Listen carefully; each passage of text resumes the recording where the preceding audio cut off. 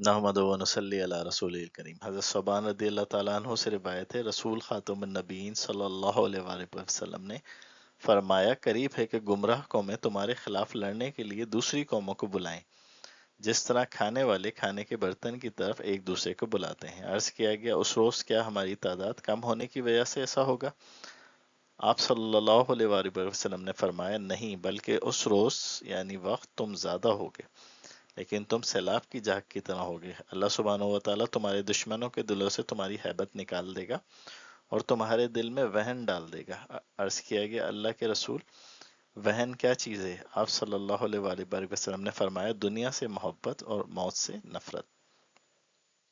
इस हदीस की शरह यह है कि कुफ़ार की कौमें यहूद, नसारा, मुशरिकीन, मजूसी वगैरह मुसलमानों को मिटाने के लिए मुत्तफिक हो जाएंगे, बल्कि एक दूसरे को दावत देंगे कि आओ मुसलमानों को मिटाते और सताते हैं, तुम भी हमारे साथ शरीक हो जाओ।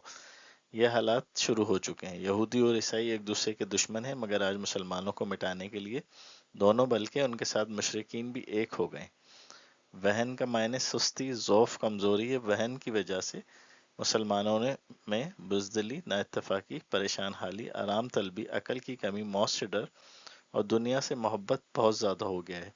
इन वजूह से कुफ़ार के दिल से हैबत निकाल दी गई है। अल्लाह सुब्हानहू व तआला रसूलुहु आलम सल्लल्लाहु अलैहि वसल्लम।